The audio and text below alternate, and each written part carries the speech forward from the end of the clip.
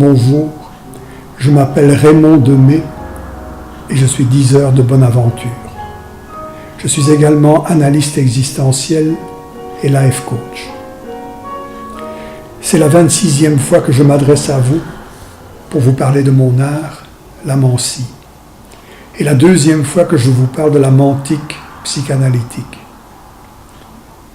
J'ai appelé ma praxis le life coaching analytique et symbolique. Je vous en ai présenté la partie symbolique en vous parlant de tarot et de tantra. Je veux maintenant vous en montrer la partie analytique. J'ai préparé, comme d'habitude, un petit bout de texte que je vous lirai et que je commenterai. Allons-y. Selon moi, Freud est un maître mancien, un diseur de plus ou moins bonnes aventures. Il a émis des hypothèses vraisemblables, en 2 mots, pour expliciter les heurts et malheurs de l'âme qui nous avaient été confisqués au XVIIe siècle par Descartes et les siens, je vous en ai déjà parlé, qui lui avaient substitué une instance éthérée qu'ils ont nommée l'esprit. Un esprit nichait donc dans la matière, on ne sait trop où d'ailleurs, et Freud en a découvert le langage énergétique. Et même si on ne savait pas trop de quoi il s'agissait, cet esprit s'exprimait et obligeait l'organisme en entier à subir les affres qu'il lui imposait. On a tôt fait de trouver un nom à ce phénomène. Il s'agissait de l'hystérie. Et Charcot à Paris était célèbre pour sa connaissance de cet étrange mal. Or, il se trouve que Freud assistait à un de ses séminaires car lui aussi, en tant que neurologue, voulait savoir de quoi il s'agissait. D'autant que cet esprit se comportait en folle du logis et que ses agissements interpellaient également les aliénistes, les psychiatres de l'époque, qui ne savaient pas trop bien comment entreprendre ce mal qui s'attaquait même aux gens les plus normaux. Freud s'occupait d'hystériques et de neurasthéniques, soit de malades des nerfs. C'est ainsi qu'on appelait cette catégorie de névrosés à l'époque, qu'étaient les hystériques. Et il faut se souvenir que la Vienne de la fin du XIXe et des débuts du XXe siècle, où Freud opérait, était le haut lieu de la culture occidentale. Et que Freud y avait pour clientèle le gratin de la bonne société qui y menait grand train, et plus particulièrement les femmes hystériques, qui consultaient un médecin après l'autre à la recherche de quelqu'un qui les délivrerait de leur mal-être, qui s'exprimait par de nombreuses formes de mal-faire. Le corps de ces femmes se pâmait, se raidissait à des moments inopportuns, leur faisait émettre des hurlements parfois, toutes choses incompréhensibles autant qu'incompatibles avec l'étiquette qu'il convenait de respecter à tout prix. Ces femmes étaient prises dans un corset physique et social très strict qui leur permettait à peine d'y respirer, au sens physique comme au sens social d'ailleurs, et qui ne leur permettait aucune expression un tant soit peu inconvenante. Freud a tenté l'hypnose, et parfois cela marchait, d'une manière qu'il ne comprenait pas d'ailleurs, ce qui ne lui plaisait pas.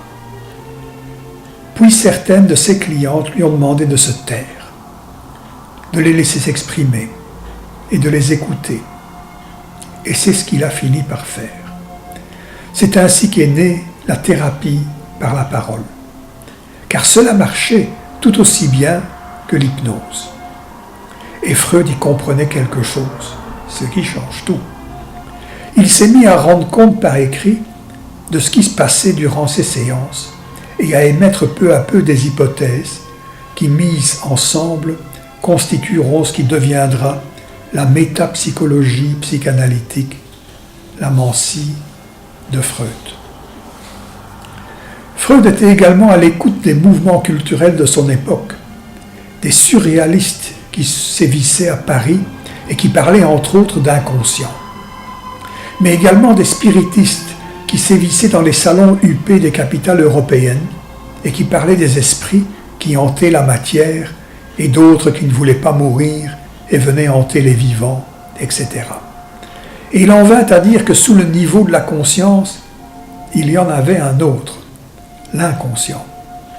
Que la conscience était cultivée, ce que n'était pas l'inconscient, qui restait au naturel. Freud en vint à dire qu'à l'intérieur de chacun de nous, comme dans le monde extérieur d'ailleurs, la nature livrait un combat à la culture et que les troubles neurologiques ou psychiques en étaient le résultat. Puis dans le discours de ses patientes, il détecta la prédominance de la thématique sexuelle. L'inconscient ne parlait que de ça. Il en conclut que tout dans la nature était sexuel. C'est là son parti pris pansexualiste que beaucoup lui ont reproché.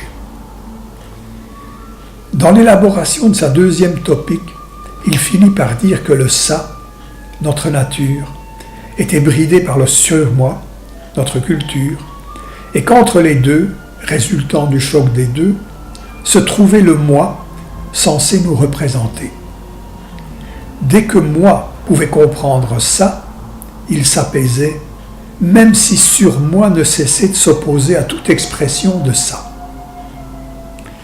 Et Freud, en bon neurologue, exprima ses conflits intérieurs en termes d'énergie libidinale, se déplaçant dans l'organisme, se voyant refoulée, engrangée, s'exprimant de manière explosive lorsqu'elle se trouvait libérée brutalement, mais pouvant se trouver canalisée par la parole lors de sa cure de parole qui devint la psychanalyse. Chemin faisant, il s'éloigna de la médecine et finit par dire qu'il ne fallait pas être médecin pour s'occuper de ce mal, ce qui ouvrit la porte bien grande à tous ceux qui feraient de la mentique psychanalytique un outil de développement personnel et non plus une thérapie destinée au seul corps médical cherchant à guérir ou plutôt à normaliser leurs patients. Et Freud fit de nombreux adeptes. Certains des adeptes de la première heure qui le suivirent jusqu'au bout, sans être pour autant tout à fait d'accord avec lui à tout propos. Je pense là à Ferenczi, qui nous fait régresser jusqu'à l'aube de l'humanité, ou à Schilder et à son image du corps, par exemple. D'autres restèrent de bons amis, tout en n'embrassant pas l'ensemble de ces théories. Là, je pense à Binswanger, par exemple, père de l'analyse existentielle. D'autres le quittèrent en désaccord. Parmi ceux-ci, il y a entre autres Adler et sa psychologie individuelle, sorte de psychanalyse sociale, ou Jung et son analyse complexe. D'autres arrivèrent trop tard pour être des confrères de Freud parce qu'ils appartenaient déjà à la génération d'après. Je pense ici à Peirce, père de la Gestalt-thérapie, à Reich et à ce qui deviendrait l'analyse bioénergétique. Puis il y eut des Moreno, père du psychodrame, qui même s'il ne se souciait que fort peu de Freud et de ses théories, le connaissait très bien, puisque viennois d'adoption et contemporain du maître. Avec la guerre, une bonne partie de ces analystes émigrèrent vers les USA, où les attendait parmi d'autres Berne, père de l'analyse transactionnelle, dont la psychanalyse ne voulut pas. Freud ira terminer ses jours au Royaume-Uni, où Klein et Winnicott élaboreront une psychanalyse de la toute petite enfance. Après la guerre, la psychanalyse se déplacera également vers Paris, où la rencontreront entre autres Dolto et Lacan. C'est ce dernier qui, selon moi, parachèvera la mentique psychanalytique, et de manière superbe, en revenant sur l'hystérie qui l'avait fondée, la définissant comme étant cet état dans lequel on est l'objet du verbe de l'autre, plutôt que le sujet du sien propre. Mettons que l'élaboration de l'édifice de la roue de sagesse de la psychanalyse aura duré une vie d'homme, 80 ans. Et qu'il s'agit d'une métapsychologie, d'un édifice intellectuel, d'une histoire, d'une aventure, d'un miroir, d'une psyché comptant par-dessus l'âme des personnes dont on veut analyser le comportement psy, Mettons qu'on tend à leurs âmes un miroir biseauté d'une manière bien particulière, dans lequel celle-ci peut se voir et se reconnaître autrement que dans les miroirs culturels et sociaux normaux et normalisants. Notre âme peut ainsi non seulement se voir, mais se comprendre en deux mots, se prendre avec, être transposée, ce que fait toute métaphore en fait. On pourrait dire que la psychanalyse est une grande métaphore très complexe, mais une métaphore néanmoins, rien d'autre, rien de moins, ni de plus. Et qu'elle ne prétend dès lors pas dire ce qui est vrai, mais ce qui y ressemble, ce qui est vraisemblant. Et cette vraisemblance suffit à l'âme pour s'y retrouver, comme un signal GPS nous montrant le tracé à suivre à travers les rues d'une ville nous suffit pour y retrouver notre chemin, même si l'image que nous donne le GPS n'est qu'une carte, une vraisemblance fort incomplète de la situation réelle. Et quel est le jeu de la mentique psychanalytique? Souvenons-nous que le tarot disposait de cartes pour ranger son discours, son aventure. Et que le tantrisme disposait du souffle et de la visualisation pour s'approprier, pour ranger dans son corps les 7 mondes qu'il évoque et l'aventure qu'il raconte chacun à leur tour. La mentique psychanalytique dispose d'un divan, d'un bureau et d'un praticien à l'écoute, ce qu'on appelle le cadre, et d'un discours qu'exprime essentiellement la personne en analyse quant à ses états d'âme. Elle dit tout ce qui lui vient pendant la durée de sa séance et reçoit éventuellement, ça dépend des pratiques, des praticiens et des clients, la traduction analytique de son discours en retour.